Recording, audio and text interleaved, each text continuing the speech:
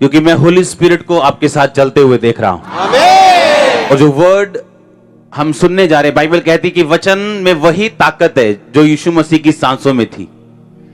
और बाइबल कहती है आदम को उसकी सांस के द्वारा रचा गया था। आदम को मिट्टी से बनाया गया और लिखा आदम परमेश्वर की सांस के द्वारा वो रचा गया। सांस जब आदम के अंदर गई तो लिखा आदम जीवता प्राणी बन गया। आप मिट्टी के सब जानते हैं, हम मिट्टी से बनाए गए और लिखा मिट्टी से निकलते मिट्टी में मिल जाते हैं। लेकिन ये मिट्टी में अगर सेम वचन जो आप पढ़ने और सुनने जा रहे हो, बाइबल कहती ये वचन वही सांस पाया हुआ वचन है जो सांस आदम के अंदर फूंकी गई थी। इसीलिए आप नोटिस करते हो कि जब लोग चर्च में आते, लोग कहते क्या हो जाता है चर्च में जाके, क्या है चर्च में, क्या हो जाएगा चर्च में जाऊंगा मैं तो। उन्हें ये मालूम नहीं कि चर्च एक धर्म स्थान नहीं, एक ऐसा स्थान नहीं जहां आप, क्योंकि आप बॉर्न क्रिश्चियन है तो आप जाएंगे क्योंकि एक रिलीजियस प्लेस है। चर्च एक ऐसा स्थान है जहां वही सांस पाया हुआ वचन आप पवित्र आत्मा के द्वारा सुनते हो और कोई भी चीज फिर मुर्दा नहीं रहती। इसीलिए आप जब टेस्टिमनी सुनते लोगों की कि मैं अपने कैरियर में ब्लेस हुआ हूं, मैं अपने हीलिंग में ब्लेस हुआ हूं, मैं फाइनेंस में ब्लेस हुआ हूं, मैं अपने नशे मैंने छोड़े हैं, क्योंकि हर वो चीज जो मुर्दा है, बाइबल कहती है कि जितने मृतक, जितने मरे हुए यीशु मसीह के वचनों को सुनेंगे वो जी उठेंगे। अगर आपका फाइनेंस मरा हुआ है वो जी उठेगा। अगर आपका शरीर अंग मरे हुए हैं वो जी उठेंगे। अगर आपकी रिलेशनशिप्स मरी हुई हैं, घर में कोई एक दूसरे की सुनता नहीं, वो जी उठेगा। बाइबल ऐसा कहती है। और इसीलिए मैंने कहा ये एक वो रिलीजियस प्लेस नहीं है जहां आप 1 घंटा आके सिर्फ अपनी हाजिरी लगा के चले जाओगे। ये जीवित परमेश्वर का स्थान है जहां जीवित परमेश्वर का आत्मा बात करता है, जहां उसके अलग अलग अंग खड़े हैं काम करने के लिए। मैं अलग हूं, क्वायर अलग है, वॉलंटियर्स अलग हैं, आप अलग हैं, लेकिन एक ही आत्मा है जो हमें दिया गया और पिलाया गया। और बाइबल कहती है जब हम ये वर्ड सुनते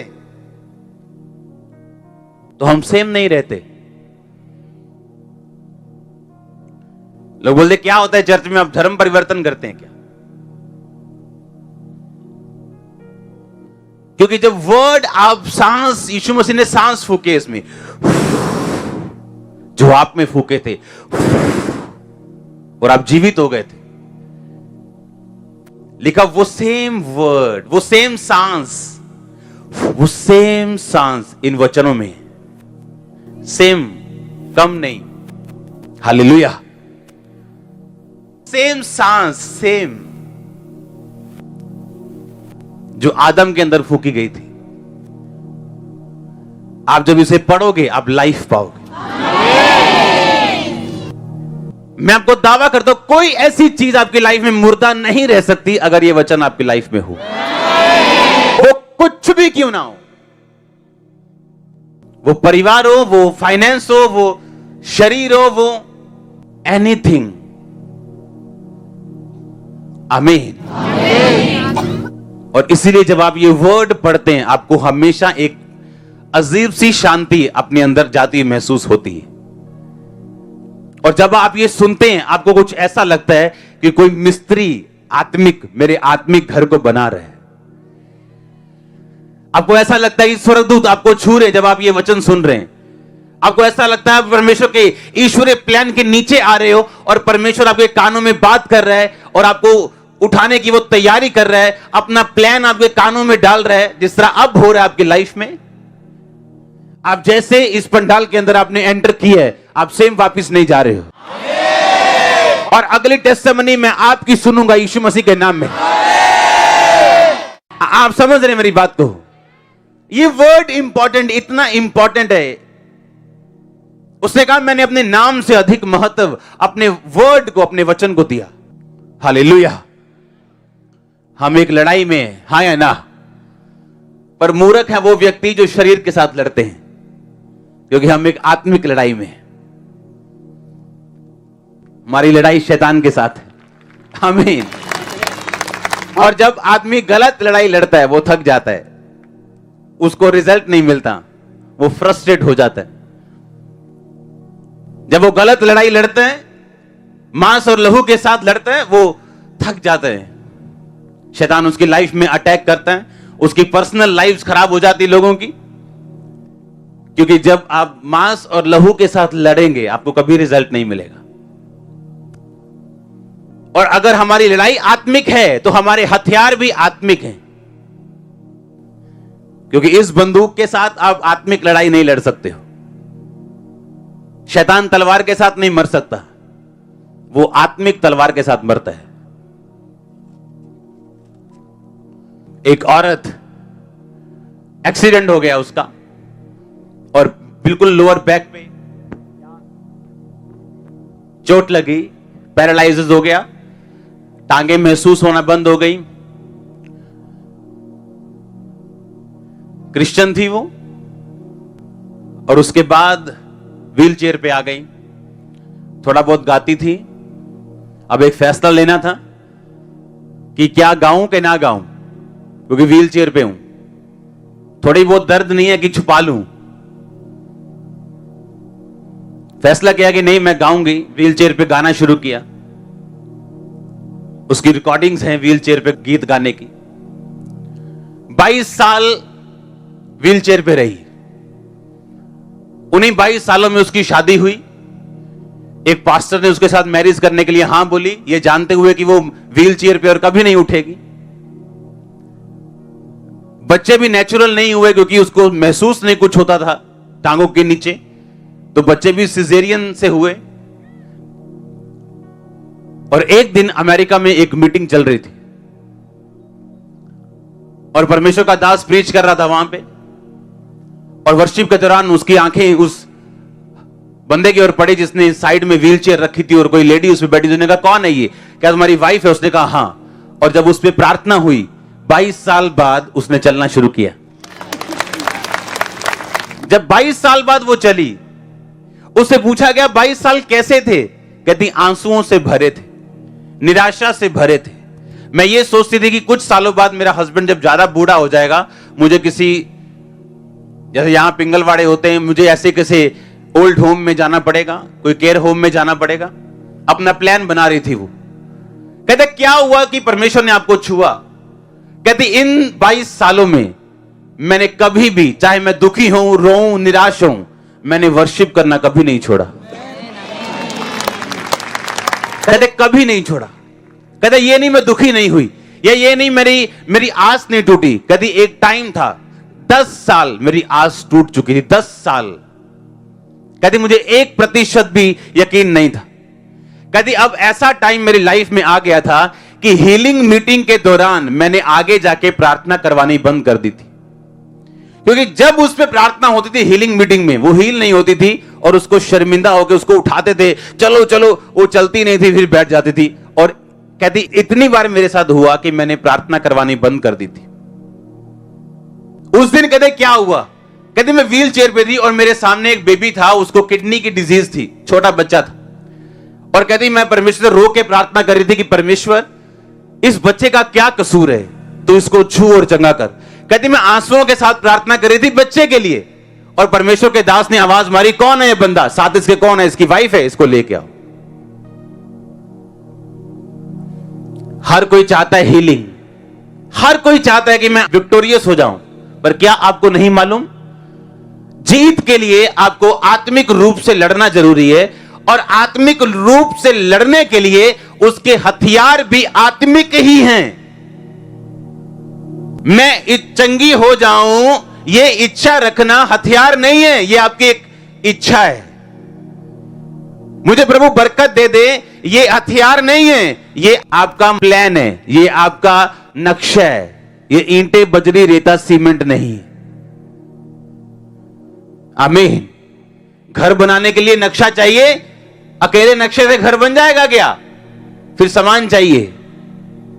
आज वो कलीसिया के पास वो सामान नहीं जिससे वो अपना घर बना सके, क्योंकि जब मुश्किल की टाइम आती है तो वर्शिप होनी बंद हो जाती है।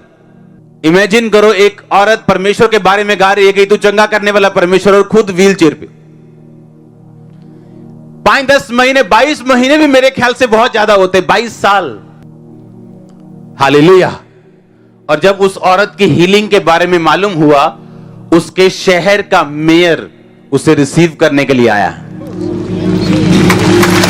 क्योंकि वो छोटी हस्ती नहीं थी, वो बहुत मशहूर थी व्हील चेयर पे। वो सिंगर थी व्हील चेयर, लोग उसे व्हील चेयर वाली सिंगर बोलते थे। बहुत मशहूर थी वो। डेड हो चुकी थी उसकी टांगे 22 साल। बच्चे भी उसके नॉर्मल नहीं हुए। अगर आप लड़ना चाहते हैं, क्योंकि आप जीतना चाहते हैं, अगर जीतना चाहते तो हथियारों से लड़ना पड़ेगा, और हमारे हथियार आत्मिक है। वर्शिप एक हथियार है। वर्शिप इतना खतरनाक हथियार है कि अपनी लाइफ के डीपेस्ट निराशा के अंदर अगर आप वर्शिप करेंगे, आप जल्दी बाहर आएंगे। एंड में आप हंसेंगे। वो लड़ाई होती है ना, कहते ना आखिरी हंसी मेरी होगी, यानी जीत मेरी होगी। आप आखिरी हंसी हंसोगे, और आपका जो शैतान दुश्मन है वो शर्मिंदगी भरी निगाहों से नीचे देखता होगा। आप आखिरी हंसी हंसोगे। आपको ये समझ होनी चाहिए कि मेरे पास हथियार हैं, लेकिन वो है क्या? वर्शिप एक हथियार है। जब ये मालूम नहीं मेरा हथियार क्या है, हथियार इस्तेमाल कैसे करने हैं, तो रिजल्ट आना तो दूर की बात है। वर्शिप एक हथियार है। वर्शिप कोई रिलीजियस प्रैक्टिस नहीं है। जैसे आके रिलीजियस प्रैक्टिस करते हो, हाँ भी गीत चल रहे हैं, चलो गीत गा लो दो। नो, वर्शिप एक हथियार है। ये एक वेपन है शैतान के खिलाफ, बीमारियों के खिलाफ। ये एक हथियार है। इसलिए हर एक सीरियस क्रिश्चियन वो टाइम पे चर्च पे आता है हमेशा। और वर्शिप करनी नहीं, वर्शिप को एंजॉय करना है। एक एक सेकंड, एक एक पल का। आमीन। नाच के, झूम के, तालियों के साथ, कैसे भी। दाऊद से बड़ा राजा कोई नहीं था। और लिखा वो लड़कियों की तरह नाचता था जब वर्शिप करता था। उसकी वाइफ कहती थी, क्या तू, उसमें बाइबल में लिखा कंजरियों की तरह नाच रहा था। उसने कहा, जिस परमेश्वर ने मुझे ऊंचा किया उसके लिए मैं और नीचा होऊंगा। जिसने तेरे बाप का सिंहासन मुझे दिया। आमीन। और हम सोचते हैं कि नहीं, मैं मोहल्ले का प्रधान हूं तो मैं ऐसे ऐसे डांस करूंगा तो क्या लोग सोचेंगे। और एक राजा कह रहा है कि मैं इतना नीचा बनूंगा ताकि खुदा मुझे और ऊंचा कर सके। मैंने देखा चर्च में लोग वर्शिप नहीं करते, ताली नहीं बजाते, आराम से बैठते हैं। नाचना तो बहुत दूर की बात है। कभी हथियार आराम से देखा चलाते हुए, आराम से। कैसे चलता है हथियार? ऐसे चलाते तलवार क्या? शारीरिक तलवार क्या ऐसे चलाते हैं आराम से? ये कोई प्रॉप थोड़ी है जिससे डांस हो रहा है। उसी तरह से जो आत्मिक हथियार है, वर्शिप है, वो भी आप ऐसे नहीं कर सकते सोए सोए, कभी जागे हैं बस। क्योंकि ये एक क्या है? हथियार है। आमीन। यीशु मसीह को बोला, अब हमें प्रार्थना करना सिखा प्रभु।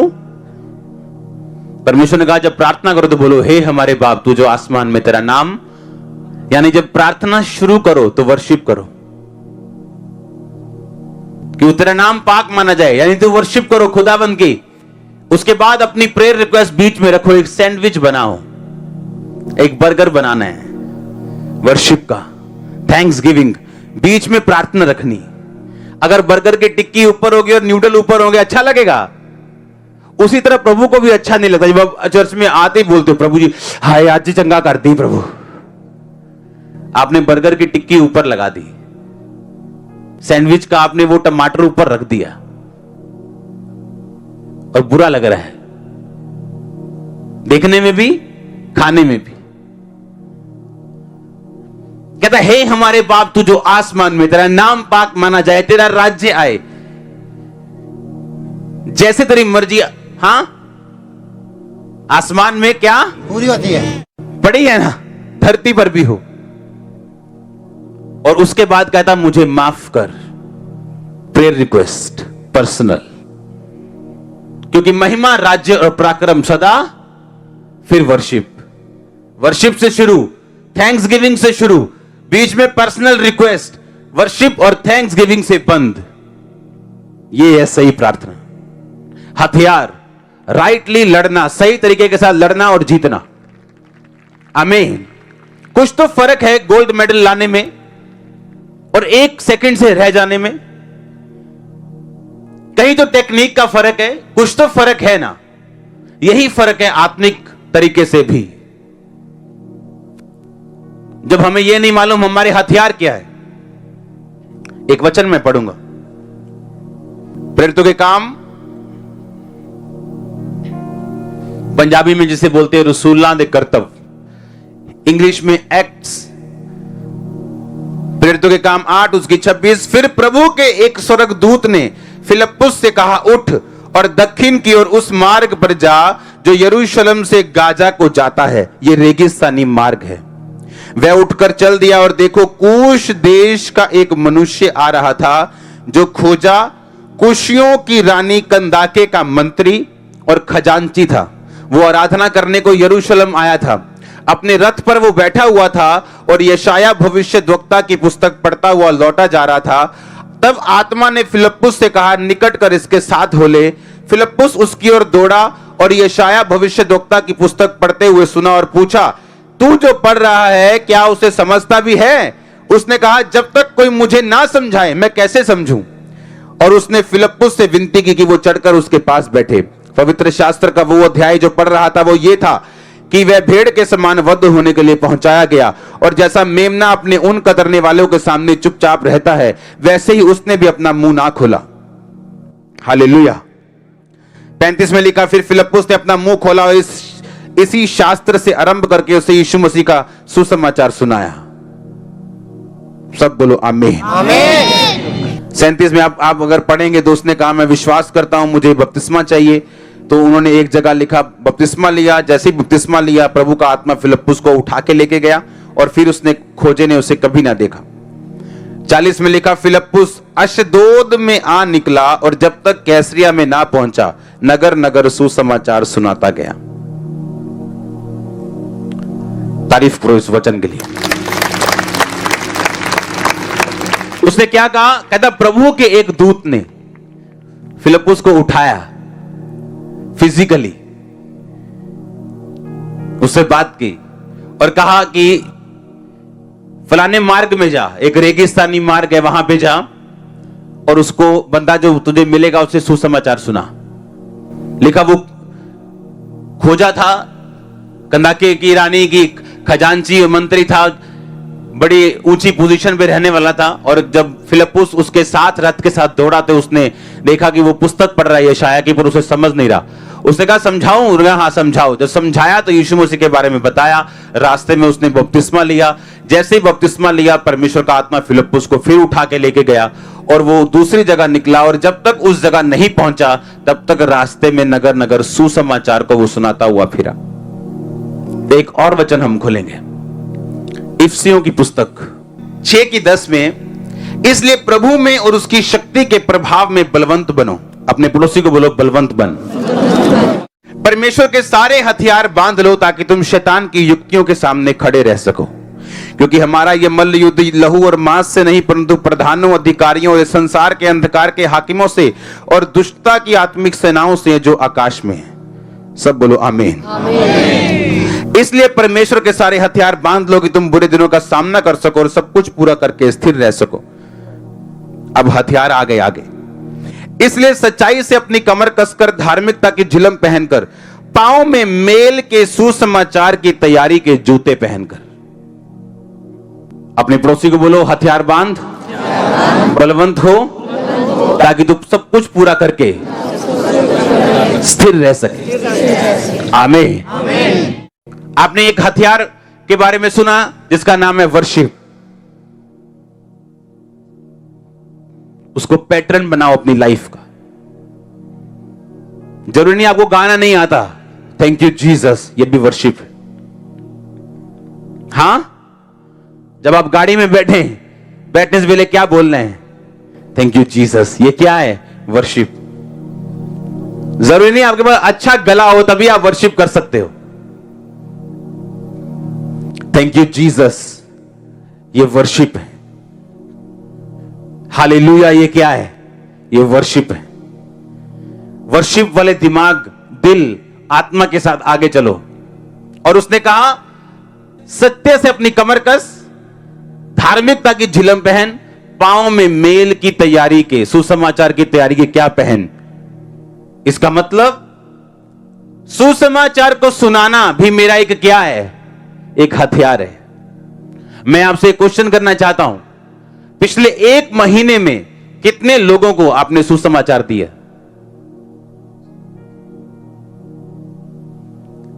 ऐसे आमने सामने कितने लोगों को आपने बचाया? परमेश्वर का एक दास कहता है सिर्फ प्रार्थना ही मत करो, उठो और उन लोगों तक पहुंचो जो अब तक यीशु मसीह में नहीं। प्रार्थना करो, लेकिन सिर्फ प्रार्थना करने से सब कुछ नहीं होगा, आपको पहुंचना भी पड़ेगा लोगों तक। कल मैं प्रेयर माउंटेन की जगह देखने के लिए जा रहा था, जो हमारे बिल्कुल इधर वाली साइड है, और प्रेयर माउंटेन जल्दी शुरू हो जाएगा। आप जहां जाके प्रार्थना कर पाएंगे पूरी ग्राउंड में, प्रेयर माउंटेन में, वो जल्दी शुरू हो जाएगा। ले लिया गया वो। सुनो ध्यान से, मैं वहां पे कल जा रहा था। मैंने जब रास्ते में वापस आया मैं, तो कुछ मैंने बच्चे देखे जो उनके पास कपड़े वगैरह नहीं थे झुग्गियों में, और मैं वहां पे चला गया। मैंने कहा मैं जाता हूं। तो मैंने जाके पहले पानी पुनी पिया, वहां बैठा मैं आराम से। तुम मसीह में हो? कहते हम सब मसीह में हैं। अरे मैं हैरान हो गया। मैं कहा अच्छा आप सब मसीह में? कहते हम सब मसीह में। और 2-3 बहनें आई, बोला ये मसीह में नहीं। और आप यकीन करो, सिर्फ मेरे वहां जाने से और 2 बातें कहने से वो लेडी मसीह में है अभी 10 मिनट में। और ये चीज इंपॉर्टेंस बताती है विजिट की और आपके सुसमाचार सुनाने की। कितने लोगों के पास आप गए हो?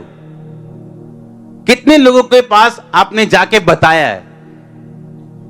कितने लोगों को आपने सुसमाचार दी? क्योंकि ये एक वेपन है, ये एक हथियार है आपकी लाइफ के लिए भी। ये आपकी लाइफ का हथियार है। खुदावंद के लिए कुछ नहीं है, ये आपके लिए है सब कुछ। आप जब सुसमाचार किसी को दोगे और वो बंदा बचाया जाएगा, उसकी बरकत आपको मिलेगी। आपकी प्रेयर्स रिलीज होंगी, आपकी प्रेयर्स का उत्तर आएगा जब आप सुसमाचार किसी को देंगे। तो स्वर्गदूत ने स्पेशल उठा के क्या बोला कि जाओ और सुसमाचार दे, एक बंदा आ रहा है।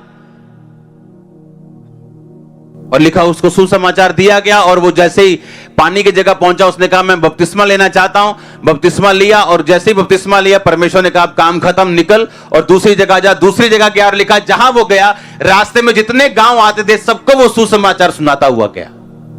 हालेलुया। लेकिन आज चर्च इतनी सेल्फिश लगती है कई बार कि उन्हें कोई मतलब नहीं है सुसमाचार देने से। उन्हें यह मतलब है कि मेरा केस कैसे सोल्व हो, मैं ले हैंड के नीचे कैसे जाऊं, मैं अपनी हीलिंग को आमीन बोल के कैसे ले लूं, बस मुझे बरकत कैसे मिले, मैं बहुत दुखी हूं। यही तो मैं बता रहा हूं। आपके दुखों से निकलने का तरीका यह है कि शैतान से बचो नहीं, उसे एक चपेट मारो जोर से सुसमाचार की। आमीन। अरे उसको पकड़ो, उसने आपको तंग किया, अब लोगों को जाके उसको तंग करो। वो आपको पुश करना चाहता है, अब लोगों को जाओ मिलो और इस दुष्ट आत्मा को निकालो, उसके घर को खाली करो। ये है लड़ाई। ये लड़ाई नहीं है शैतान ने एक मारा और लम्बे बह गए, चलो जी खत्म। क्या हुआ? चर्च नहीं गए? और यार वीजा नहीं आया मेरा। चर्च नहीं गए और यार मेरे साथ ये हादसा हो गया। अगर हादसों से आप रुकेंगे, आप कभी कामयाब क्रिश्चियन नहीं होंगे। क्योंकि बाइबल कहती है, परमेश्वर कहता है जो धर्म के साथ जीवन बिताना चाहेंगे वो सताए जाएंगे। कहते तुम्हें कलेश से निकल के मेरे राज्य में प्रवेश करना पड़ेगा। आमीन। और इसीलिए मैं ये क्वेश्चन आपसे करता हूं, कितने लोगों को आपने बताया यीशु मसीह के बारे में इस महीने? कितने लोगों के पास आप गए हो? क्योंकि ये एक हथियार है, ये एक वेपन है। शैतान के खिलाफ आपका ये एक वेपन है, एक हथियार है।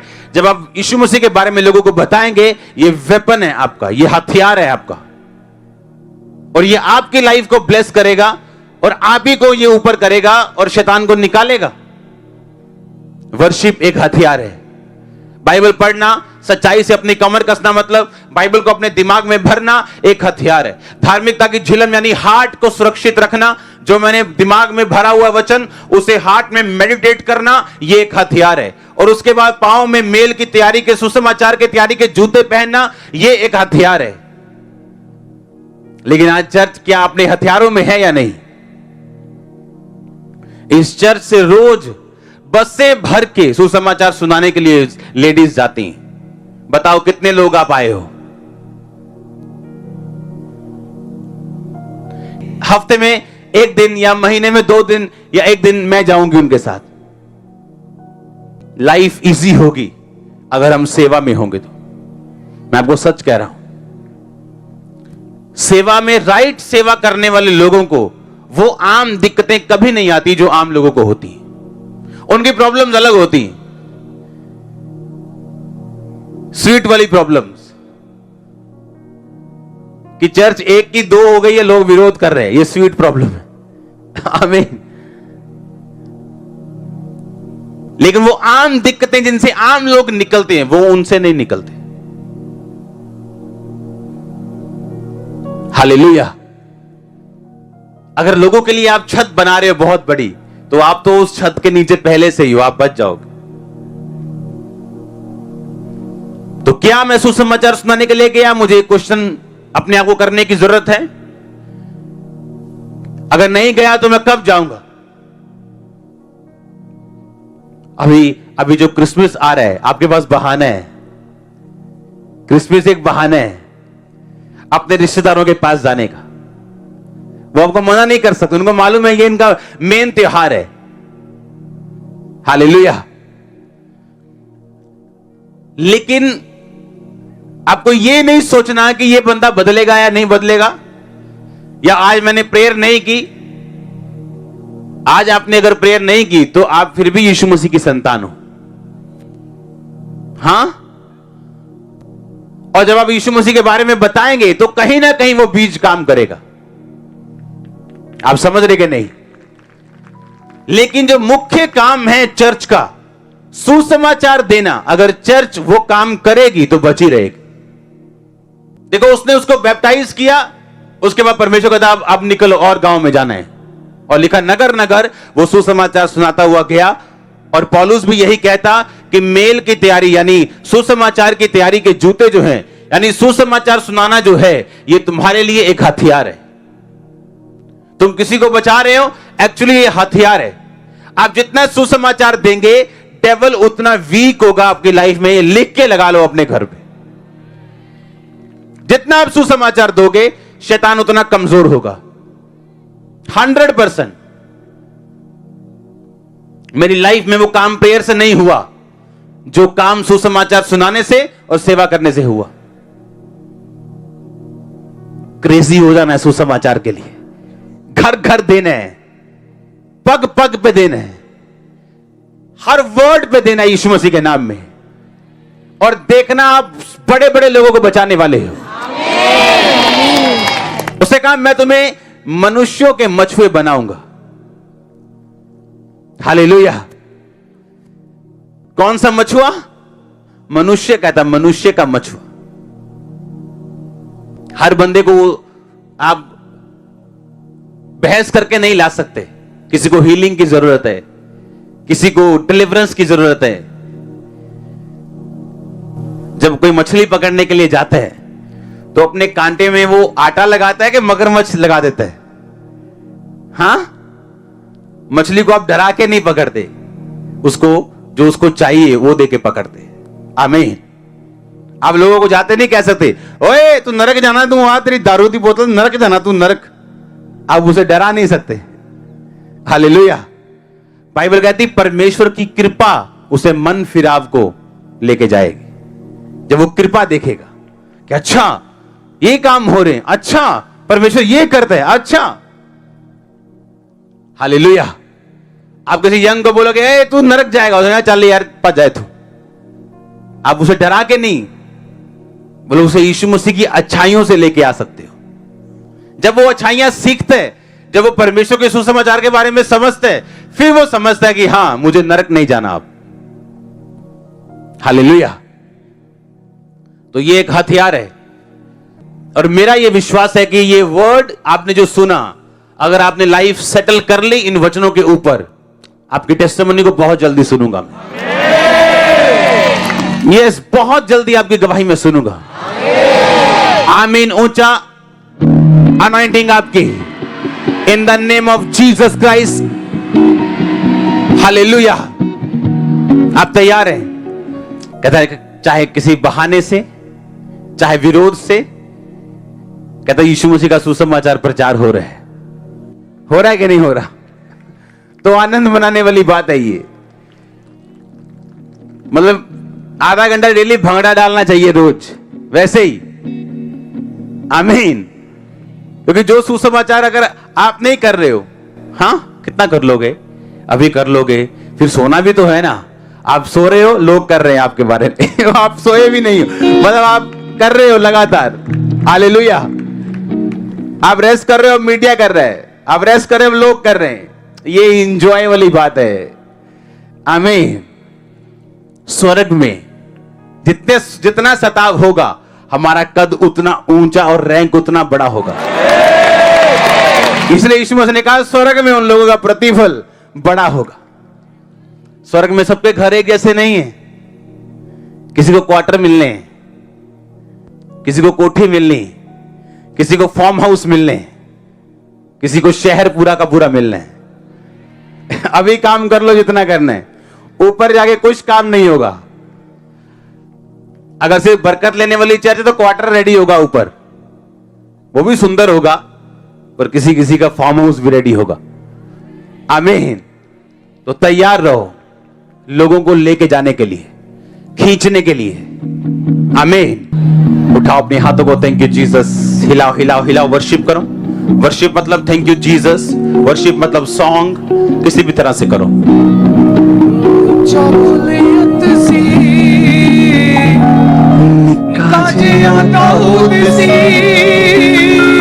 हालेलुया।